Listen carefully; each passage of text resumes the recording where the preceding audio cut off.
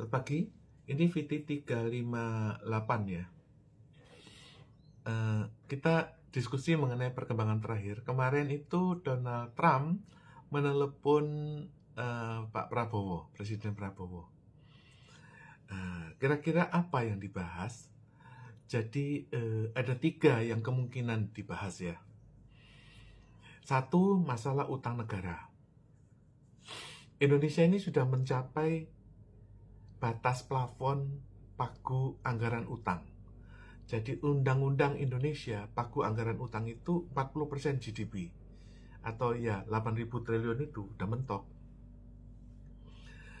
Nah, kira-kira apa yang dibahas oleh Donald Trump adalah Prabowo mengeluh, ya kenapa kok pagu anggarannya cuma 8.000 triliun? Itu kan kurang ya, karena nggak cukup gitu loh. Kita kan mau terus membangun, sedangkan kalau berhenti kan kita jadi efisiensi, jadi nggak bayaran kan gitu loh. Nah, kira-kira apa yang dicurhatkan oleh Donald Trump adalah kondisi mentoknya pagu anggaran utang Indonesia itu sama dengan yang dialami oleh Amerika. Oleh karena itu, ya kita harus terus optimis gitu loh. Artinya Donald Trump itu membesarkan hati Prabowo. Nah, kenapa Donald Trump itu mengalami macetnya, mentoknya pagu anggaran utang negara Amerika, malah telepon ke Indonesia.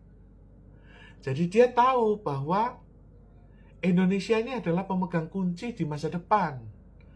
Ya entah dia tahu, entah dia baca, entah dia dikasih tahu, atau pokoknya kira-kira dia tahulah bahwa Indonesia ini kuncinya untuk masa depan Amerika. Atau mungkin Donald Trump tahu bahwa masalah utang negara Amerika itu tergantung dari jaminan kolateral World Bank yang ada dari Indonesia. Kemungkinan dia tahu. Sehingga dia membicarakannya dengan Prabowo, apakah ya kondisi Indonesia baik-baik saja gitu. Lagi pula peranan Indonesia ini strategis sekarang ya, karena apa? Karena Xi Jinping sudah 10 hari masuk tahanan rumah itu gara-gara akadnya PBOC, People Bank of China, yang dibawa dari Liqiang dari China ke Jakarta minggu lalu itu adalah penalti. Ya, ngapain kamu Bank Sentral Cina memberi utang kepada Indonesia? Itu pelanggaran. Itu merupakan pelanggaran lah. Ada hal-hal yang dilanggar, hukum-hukum internasional yang dilanggar ya.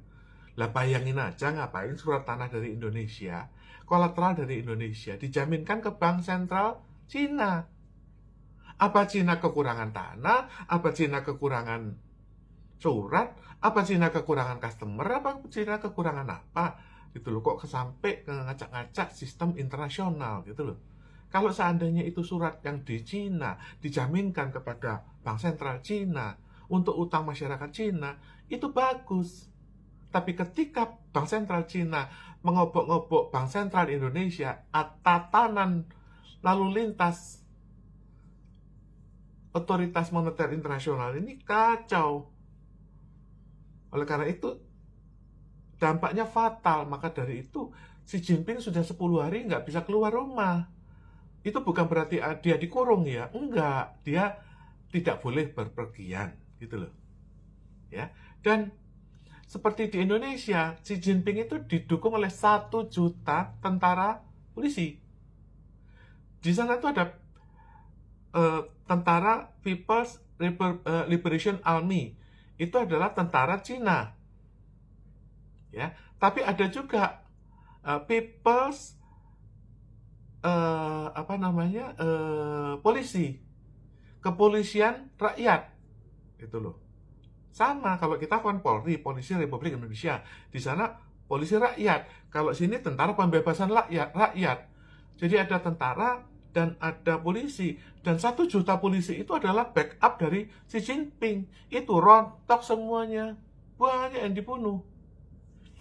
Di bawah-bawah itu terjadi perang frontal antara tentara dengan polisi. Itu yang terjadi di Cina. Cina sekarang mati lampu, ekonominya nggak jalan karena Customer-nya itu cuma satu, Amerika, dan itu ditutup. Ya. Yang ketiga, pelajaran dari sini itu apa? Ya. Power itu seperti Anda lewat kuburan. Anda rasakan gitu loh. Anda rasakan gitu loh. Aduh, jadi gitu loh. Jadi ada pengaruh kepada diri kita. Nah, Prabowo ini juga limbung. Ya, dinilai limbung, makanya ditelepon Donald Trump dipastikan. Kadang dia itu ikut Amerika, ya kirim tim negosiasi tarif. Kadang dia ikut Amerika membuka pasar nikel. Kadang dia ikut Amerika untuk membereskan bea cukai dan pajak. Kadang dia ikut Amerika, tapi dia itu malah ikut BRICS, ikut Rusia, ikut Palestina. Sebentar lagi itu Indonesia akan mendukung Iran. Kalau itu terjadi, sekalian Indonesia dikirim bom. Kita lawan Israel, nggak usah lawan Israel. Lawan Malaysia aja belum tentu menang. Loh, kok bisa Pak lawan Malaysia kok belum tentu menang? Malaysia negara kecil. Malaysia negara kecil tapi di situ ada pangkalan militer Inggris. Itu loh. Jadi ya kira-kira demikian. Apa yang sebenarnya terjadi, wallahu alam, kita tunggu aja nanti berita berikutnya.